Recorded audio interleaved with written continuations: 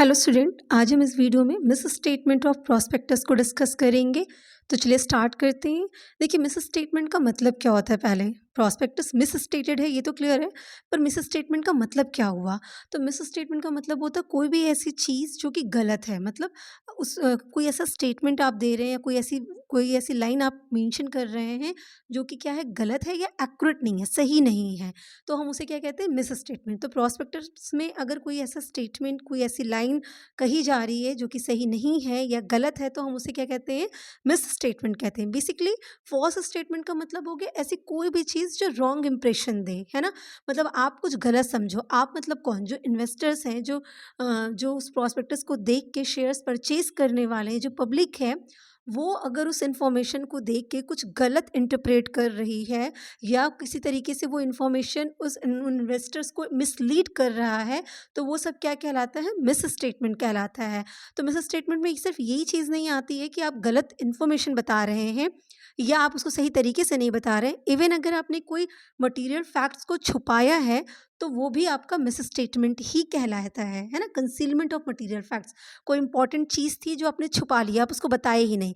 Basically suppression of material facts, मतलब आप important चीज़ को, जो मटेरियल था जिसकी वजह से जो पब्लिक है, जो इन्वेस्टर है, उनका डिसीजन चेंज हो सकता था, आप ऐसी किसी फैक्ट को, ऐसी किसी इन्फॉर्मेशन को आप दबा ले रहे हो, आप छुपा ले रहे हो, आप नहीं बता रहे हो, तो वो सब क्या कहलाता है? Miss statement. जैसे आप नॉर्मली देखिए, जब आप इंश्योरेंस लेते हैं, जनरली हेल्थ इंश्योरेंस या कार इंश्योरेंस, आप जो भी इंश्योरेंस लेते हैं उसमें कई हिडन फैक्ट्स होते हैं जो इंश्योरेंस एजेंट आपको बताते ही नहीं हैं। तो वहाँ पे ये बात नहीं होती कि उन्होंने बताया नहीं तो गलत है, बताया ही नहीं, बस काम खत्म है, हमें पता ही नहीं चला उस टाइम पे। लेकिन प्रॉस्पेक्टस के केस में क्या कहा गया कि अगर आपने नहीं बताया और वो बात बतानी ज़रूरी थी, तो वो भी क्या कहलाएगा? मिस स्टेटमेंट कहलाता है।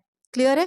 तो इसकी डेफिनेशन जो है सेक्शन 34 सबसेक्शन 1 में, बेसिकली 34 में जो लायबिलिटीज़ है उनको डिस्कस किया गया, पर वहाँ पे बताया गया कि ऐसी लायबिलिटी अराइज कब होगी? जब आपका मिस स्टेटमेंट होगा। और मिस स्टेटमेंट को उन्होंने क्या कहा कि a statement included in a prospectus shall be deemed to be untrue. Prospectus में अगर कोई ऐसा स्टेटमेंट इंक्लूड है, तो हम उसे अनट्रू मानेंगे या मिस रिप्रेजेंटेशन मानेंगे या मिस स्टेटमेंट मानेंगे। कब? अगर जो बात भी स्टेटमेंट में लिखी गई है वो कैसी है? मिसलीड करने वाली है, आपको गलत डायरेक्शन दे रही है, आपको गलत साइड लेके जा रही है, आपको लग रहा है कि अच्छा ये तो बहुत अच्छी चीज़ है, ऐसा है, जबकि वो एक्चुअली है नहीं, बस उस बात की वजह से आपने ऐसा सोच लिया। तो ऐसा कोई स्टेटमेंट वहाँ अगर इंक्लूड किया गया है, तो वो क्या कहलाएगा? अनट्रू कहलाएगा या उस प्रॉस्पेक्टस को मिस स्टेट बना देगा। या फिर ऐसी कोई भी चीज़ इंक्लूड की गई या ओमिट की गई है, मतलब बस वहाँ से हटा दी गई, नहीं दी गई, या वहाँ पे दे दी गई है जिसकी वजह से आप मिसलीड हो रहे हैं, लाइकली टू मिसलीड। कोई भी ऐसा मैटर है जो नहीं दिया गया या दे दिया गया जिसकी वजह से आप मिसलीड कर रहे हैं, तो वो क्या कहलाएगा? मिस स्टेटमेंट ऑफ प्रॉस्पेक्टस कहलाएगा। इसके रिगार्डिंग एक केस बड़ा फेमस है, रेक्स वर्सेस केल्सन का केस था। तो वहाँ पे बेसिकली क्या था कि कंपनी ने अपने प्रॉस्पेक्टस में ये मेंशन कर दिया कि उन्होंने इस रेट से डिविडेंड डिस्ट्रीब्यूट किया है नंबर ऑफ ईयर्स में, ठीक है? ये डिस्क्लोज़ कर दिया। लेकिन उन्होंने ये डिस्क्लोज़ नहीं किया कि ये जो डिविडेंड डिस्ट्रीब्यूट किया गया था, वो ट्रेडिंग प्रॉफिट से डिस्ट्रीब्यूट नहीं किया गया था। मतलब जो नॉर्मल हर साल प्रॉफिट हो रहा है, उस प्रॉफिट से डिस्ट्रीब्यूट नहीं किया गया था, बल्कि कैपिटल के प्रॉफिट को रियलाइज़ करा के उससे डिविडेंड डिस्ट्रीब्यूट किया गया था। तो ये एक तो मटेरियल फैक्ट था कि आपको बताना चाहिए था कि आप नॉर्मल प्रॉफिट से डिविडेंड डिस्ट्रीब्यूट नहीं कर रहे हो, कैपिटल प्रॉफिट से डिस्ट्रीब्यूट कर रहे हो, और आपने ये फैक्ट हाइड करके सिर्फ इतना बता दिया कि हमने इस रेट से डिविडेंड डिस्क्लोज किया। तो वो भी क्या कहलाया? Miss statement of prospectus. और मिस स्टेटमेंट ऑफ प्रॉस्पेक्टस देने की वजह से जो भी पर्सन लाइबल हैं, उनकी जो रिस्पॉन्सिबिलिटीज़ बनती हैं, वो सब उन पे एप्लीकेबल हो गई थी। क्लियर है? तो अब हम यहाँ पे बात करेंगे कि लाइबिलिटीज़ क्या होती हैं मिस स्टेटमेंट ऑफ प्रॉस्पेक्टस के केस में। मतलब जो भी डायरेक्टर्स हैं, प्रोमोटर्स हैं, कंपनी के जो भी ऑथराइज पर्सन है, उनकी क्या लायबिलिटी अराइज हो जाती है अगर उन्होंने प्रॉस्पेक्टस में कोई भी चीज़ मिस स्टेटेड कह दी है, मतलब गलत कह दी है, जो भी हमने मतलब देखा मिस स्टेटमेंट का, ऐसा कुछ उन्होंने कह दिया है। तो basically miss statement of prospectus क्या एक सीरियस ऑफेंस बन जाता है। मतलब क्यों? क्योंकि आप पब्लिक से पैसा ले रहे हो, ठीक है? तो पब्लिक आपको पैसा दे क्यों रही है? आपकी कैपिटल फ्रेम करने में शेयर्स वो क्यों परचेज कर रही है, सिक्योरिटीज़ क्यों परचेज कर रही है? क्योंकि उसको आपकी कही बातों पे विश्वास है, ट्रस्ट है। और ट्रस्ट ब्रेक करना सबसे बड़ी मतलब सबसे गलत ऑफेंस होता है, मतलब सबसे गलत चीज़ कही जाती है ना? सो बेसिकली वहाँ पे आप पब्लिक का ट्रस्ट तोड़ते हो। अगर प्रॉस्पेक्टस में आप गलत बात लिखते हो, तो आप क्या कर रहे हो? पब्लिक उन्हीं के साथ अनजस्टिस कर रहे हो, तो इसीलिए इसको सीरियस ऑफेंस माना गया।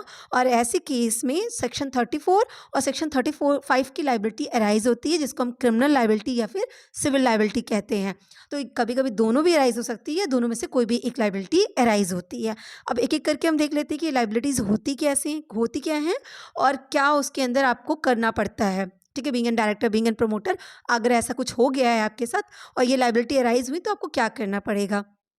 तो बोला गया क्रिमिनल लाइबिलिटी के केस में कि अगर आपका प्रॉस्पेक्टस अनट्रू है, देखिए क्रिमिनल लाइबिलिटी वही सेक्शन 34, और सेक्शन 34 में प्रॉस्पेक्टस अनट्रू कब होगा, वो जो दो स्टेटमेंट आपके अभी हमने डेफिनेशन में देखे, तो वो जो भी दो स्टेटमेंट अगर आपके मेंशन है तो वो क्या हो गया, अनट्रू हो गया। तो जहाँ पे कोई भी चीज़ इंक्लूजन या कोई ओमिशन हुई है जिसकी वजह से आप मिसलीड कर रहे हैं, तो जो भी पर्सन ये सब करने के लिए, प्रॉस्पेक्टस के लिए लाइबल है, उसको इशू करने के लिए लाइबल है, ऑथराइज है, वो सब के सब पनिशेबल में आएंगे। मतलब वो सब सेक्शन 447 जो कंपनीज एक्ट का है उसके अंदर दी गई कंडीशंस में आ जाएंगे। मतलब वहाँ पे जो भी बात मेंशन होगी वो सब उन पे इम्पोज हो जाएगी। किस पे, जो लोग भी इस अनट्रू स्टेटमेंट को देने के लिए ऑथराइज हैं, जो लोग भी प्रॉस्पेक्टस को इशू करने के लिए ऑथराइज थे, उन सब पे ये लाइबिलिटी अराइज होने वाली है सेक्शन 447 की। ठीक, अब सेक्शन 447 कहता क्या है, क्या लाइबिलिटी अराइज करता है। तो उन्होंने कहा कि अगर कोई पर्सन गिल्टी पाया जाता है कि उसने ये फ्रॉड किया है, उसने स्टेटमेंट जो प्रॉस्पेक्टस है उसको मिस स्टेटेड किया है, तो वो पनिशेबल है इम्प्रिजनमेंट, मतलब जेल उसको हो सकती है। और जेल का जो टेन्योर दिया गया है वो 6 महीने से कम नहीं हो सकती, इवन दो वो बढ़ के 10 साल भी हो सकती है। क्लियर है। तो मतलब जो कहा गया कि अगर आपने मिस स्टेट किया है, मिस स्टेटमेंट दिया है, तो आप 447 के अंदर लाइबल होंगे। तो 447 के अंदर लाइबल होने का मतलब इम्प्रिजनमेंट बनती है आपकी कम से कम 6 महीने की और मैक्सिमम 10 साल की। और साथ ही साथ क्या हो जाएगा, एंड तो क्रिमिनल में इम्प्रिजनमेंट और फाइन दोनों लग जाते हैं। तो और क्या हो जाएगा, आपको फाइन भी पे करना पड़ेगा। फाइन का जो अमाउंट होगा वो जो फ्रॉड का अमाउंट होगा ना उससे कम नहीं हो सकता। मतलब एटलीस्ट अगर इस मिसलीड स्टेटमेंट की वजह से जो है आपका फ्रॉड हुआ है, या मतलब जो भी लॉस हुआ है, वो मतलब जितने भी अमाउंट का फ्रॉड हुआ है वो अमाउंट आपको पे करना पड़ेगा। एटलीस्ट उतना अमाउंट पे करना पड़ेगा, जो बढ़ के कितना हो सकता है, उसका 3 टाइम हो सकता है। मतलब अगर 10 लाख का है तो 30 लाख तक बढ़ सकता है वो फ्रॉड का अमाउंट, जो आपको बीइंग एन फाइन पे करना पड़ेगा। Is it clear. तो जो भी ऑथराइज पर्सन, मतलब डायरेक्टर्स वगैरह जो कोई भी ऑथराइज थे, वो सेक्शन 447 के अंदर क्रिमिनल लाइबिलिटी में आ जाते हैं और उसके हिसाब से उनको इम्प्रिजनमेंट और फाइन भरना पड़ता है। ठीक, अब एक बात उठती है कि क्या ऐसा कोई ऑप्शन है हमारे सामने कि हम पे क्रिमिनल लाइबिलिटीज़ अराइज हो गई है या हम पे इम्पोज हो चुकी है तो हम उससे बच सकते हैं। तो उसमें बोला गया कि यस, जो पेनाल्टी है आपको नहीं देनी पड़ेगी अगर आप, मतलब being an director, being an authorise person, अगर आप प्रूफ करते हैं कि जो भी वहाँ स्टेटमेंट ओमिट किया गया है या नहीं इंक्लूड किया गया या इंक्लूड किया गया, जो कुछ भी है वो इममटीरियल था। मतलब वो ऐसा फैक्ट ही नहीं है कि जो मटीरियल है जिसकी वजह से डिसीजंस में कोई चेंजेस आ सकते थे, जिसको देख के उन्होंने शेयर्स खरीद ली हो या सिक्योरिटीज़ खरीद ली हो। मतलब वो इममटीरियल फैक्ट्स था, इररिलेवेंट फैक्ट था। अगर आप ऐसा प्रूफ कर ले जाते हैं तो फिर आपको क्रिमिनल लायबिलिटी इम्पोज नहीं होगी। या फिर आप के पास ऐसा रीजनेबल ग्राउंड हो ये विश्वास करने का, आप ऐसा प्रूफ दे सकें कि मतलब आप बता सकें कि मैं इस वजह से ये विश्वास कर रहा था कि जब हमने प्रॉस्पेक्टस को इशू किया था उस वक्त ये इंक्लूजन या ओमिशन ही ज़रूरी था। मतलब आपके पास वो ग्राउंड होना चाहिए जिस ग्राउंड पे आपने ये विश्वास किया कि ये बात यहाँ लिखनी नहीं ज़रूरी थी या लिखनी ज़रूरी थी और इस वजह से आपने ये काम किया और वो चीज़ सही साबित हो जाती है, तो ऐसे केस में आप पे क्रिमिनल लायबिलिटी इम्पोज नहीं होती है। ठीक, नेक्स्ट देखते हैं हमारी जो दूसरी लायबिलिटी आती है, दैट इज जो सिविल लायबिलिटी। ठीक, सिविल लायबिलिटी के केस में क्या कहा गया, सिविल लायबिलिटी को सेक्शन 35 में डील किया गया। बोला गया where a person has subscribed for securities of a company acting on any statement included or the inclusion or omission of any matter in the prospectus which is misleading. मतलब बोला गया कि अगर कोई पर्सन जो है, जो भी स्टेटमेंट वहाँ पे ओमिट किया गया या इंक्लूड किया गया या मिसलीड कर रहा था, उसकी वजह से उसने काम किया, मतलब उसकी वजह से उसने शेयर्स को सब्सक्राइब किया, उसकी वजह से उसने उस सिक्योरिटीज़ को परचेज़ किया। मतलब रीज़न क्या था कि जो मिसलीड इन्फॉर्मेशन थी उसकी वजह से ही उसने वो सिक्योरिटीज़ परचेज़ की है और अब क्या हो गया, उसको लॉस हो गया क्योंकि वो इन्फॉर्मेशन गलत थी, इसलिए उसको क्या हो गया, लॉस या डैमेज हो गया। तो उस केस में जो भी कॉन्सिक्वेंसेज होंगे वो सभी पर्सन को बियर करने पड़ते हैं। ठीक है, सभी पर्सन मतलब वहाँ पे मेंशन किया गया है कि कौन कौन से लोग हैं जो इस चीज़ के लिए बियरेबल है। मतलब जैसे जब प्रॉस्पेक्टस इशू किया गया तो उस वक्त कंपनी का जो डायरेक्टर है, कंपनी के जो प्रोमोटर्स थे, है ना, या कोई ऑथराइज पर्सन था प्रॉस्पेक्टस को इशू करने के लिए वो, या कोई एक्सपर्ट था वो, मतलब वो सभी के सभी क्या हो जाएंगे, लाइबल हो जाएंगे। किस लिए? कि जो इन्वेस्टर है उसको कंपनसेट करे। ठीक है, जितना भी लॉस का अमाउंट है, जितना भी डैमेज का अमाउंट है, वो उनको कंपनसेट करे। देखिए सिविल और क्रिमिनल लायबिलिटी में यही डिफरेंस होता है। सिविल लायबिलिटी में आप फाइन दे के बच सकते हैं। ठीक है, जितना भी लॉस हुआ, जितना भी डैमेज है, आप उसका पैसा उनको भर दीजिए, उसके बाद आप फ्री हो सकते हैं। लेकिन अगर क्रिमिनल लायबिलिटी इम्पोज हो जाती है तो क्रिमिनल लायबिलिटीज़ के केस में आपको पनिशमेंट भी होगी, इम्प्रिजनमेंट भी होगी, एंड साथ में उसके क्या हो जाएगा, आपको फाइन भी पे करना पड़ेगा। और दोनों क्रिमिनल लायबिलिटी अराइज कब होती है? तो उसकी वही सिचुएशन थी कि आपने कोई चीज़ ऐसी लिख दी जो मिसलीड कर रही है, या इंक्लूजन या ओमिशन कर दिया है किसी फैक्ट का आपने, तो आप पे क्रिमिनल लायबिलिटी इम्पोज हो जाती है। Is it clear? तो इस यहाँ पे सिविल लायबिलिटी केस में क्या हो गया कि अगर आपके उस मिसलीड इन्फॉर्मेशन की वजह से उन्होंने शेयर्स को सब्सक्राइब किया, सिक्योरिटीज़ को परचेज किया, तो और उसकी वजह से फिर उनको लॉस हो गया, तो जितने भी चीज़ें होंगी, जो भी लोग इसमें जिम्मेदार थे, वो सब के सब कंपनसेट करेंगे, वो पर्सनली लाइबल हो जाते हैं। ठीक है, अच्छा, क्या इनको भी डिफेंस का कोई ऑप्शन है? यस, ये पर्सन लाइबल नहीं होंगे सिविल लायबिलिटी के केस में अगर वो प्रूफ कर ले जाते हैं। प्रूफ क्या करना है उनको? प्रूफ करना है कि having consented to become a director of a company, he withdraw his consent before the issue of prospect।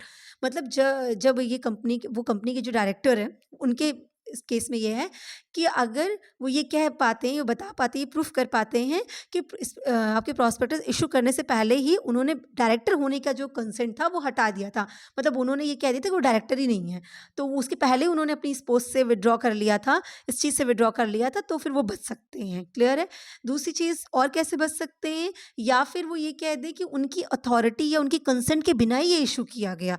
मतलब ये मिस रिप्रेजेंटेशन जो भी है उसमें डायरेक्टर की कोई कंसेंट नहीं थी, उनसे परमिशन नहीं ली गई है, उनकी कोई अथॉरिटी नहीं थी उसमें, उसके बिना ही इसको इशू कर दिया गया, तो भी वो बच सकते हैं। ठीक है, या फिर वो ये कह दें कि वो जो प्रॉस्पेक्टस इशू हुआ है वो उनकी नॉलेज में ही नहीं था, उनकी कंसेंट उसमें थी ही नहीं, उनको पता ही नहीं था, तो भी वो बच सकते हैं। मतलब ऑब्वियस सी बात है, इसका प्रूफ उनको देना पड़ेगा कि कैसे आप ये कह रहे हैं कि आपकी नॉलेज में नहीं था, आपकी कंसेंट में नहीं था, या आपकी अथॉरिटी के बिना ही उसको कर दिया गया।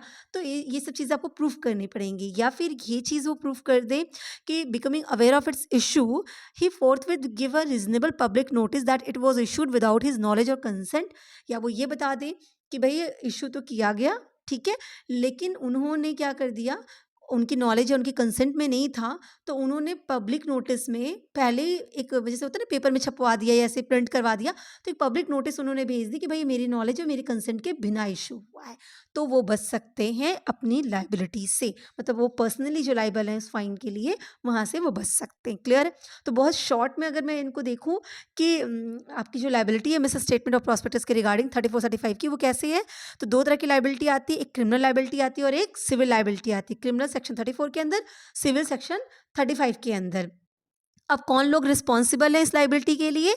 तो अगर हम बात करते हैं क्रिमिनल लाइबिलिटी के लिए, तो जो भी पर्सन प्रॉस्पेक्टस इशू करने के लिए ऑथराइज है, सारे के सारे पर्सन लाइबल बन जाएंगे, वो सब जेल जाएंगे। ठीक, सिविल लाइबिलिटी के केस में कहते हैं तो जो भी प्रॉस्पेक्टस इशू करते टाइम कंपनी के, मतलब वो कंपनी तो खुद, और प्रॉस्पेक्टस को इशू करते हुए जो डायरेक्टर हैं, प्रपोज डायरेक्टर हैं, प्रमोटर हैं, एक्सपर्ट हैं, या कोई और प्रॉस्पेक्टस को इशू करने के लिए ऑथराइज था, वो सब के सब लाइबल हो जाएंगे। Is it clear? अब इनको पनिशमेंट कैसे मिलनी है? तो अगर क्रिमिनल लाइबिलिटी की बात करते हैं तो वो अंडर सेक्शन 447 के अंदर पनिशबल होते हैं, और सिविल लाइबिलिटी के केस में कहें तो जितना भी जो लॉस या डैमेज का अमाउंट है वो कंपनसेट किया जाएगा इन्वेस्टर्स को। क्लियर है? और 447 के अंदर हमें पता है इम्प्रिजनमेंट और फाइन दो चीज़ थी। इम्प्रिजनमेंट कम से कम 6 और मैक्सिमम 10 ईयर्स तक का, और फाइन का अमाउंट क्या इंक्लूड किया गया था? फाइन का अमाउंट वो फ्रॉड का अमाउंट या फिर फ्रॉड का थर्ड टाइम, मतलब 3 टाइम्स ऑफ फ्रॉड अमाउंट, तो मैक्सिमम ये अमाउंट रहेगा आपका, तो वो आपको पे करना पड़ेगा। ठीक, क्या इनके लिए डिफेंस का केस है? मतलब अगर ये अपने आप को बचाना चाहें तो बचा सकते हैं, बिल्कुल बचा सकते हैं। डिफेंस के केस में क्या बात बताई गई कि अगर हम बात करें क्रिमिनल लाइबिलिटीज़ की और सिविल लाइबिलिटीज़ की, तो क्रिमिनल में बोला गया कि आप प्रूफ करिए कि इमटेरियल था और आपके पास रीजनेबल ग्राउंड था ऐसा करने के लिए, मतलब आपके पास प्रॉपर ग्राउंड है कि आपने जो भी ओमिशन या इंक्लूजन किया वो करना ज़रूरी था, तो आप बच सकते हैं क्रिमिनल लाइबिलिटी के केस में। में, ठीक है। और सिविल लाइबिलिटीज़ केस में क्या है कि आपने अपना consent being an director he withdraw कर लिया हो, आपके पास बिलीव करने की मतलब आप ये बताएं, जैसे हमने भी यहाँ पे बात की ना कि आप नोटिस प्रोवाइड कर देते हैं, पब्लिक को नोटिस दे रहे हैं, इसके अलावा आप क्या कर देते हैं, आप बता रहे हैं कि हमसे परमिशन ली ही नहीं गई, हमारी कंसेंट के बिना हो गई है, हमारी नॉलेज में ही नहीं था। तो आप इस तरह की बात भी बता रहे हैं, मतलब believe on the consent under section 26 of section 5 कि मतलब हमारी अथॉरिटी में नहीं था, हमारी नॉलेज में नहीं था। अगर आप ये सभी प्रूफ कर ले जाते हैं तो भी आप सिविल लाइबिलिटी से बच जाते हैं। तो ये पूरा का पूरा हमारा 34 35 सेक्शन था। आई होप आपको क्लियर हुआ होगा। Wish you all the best. Thank you so much.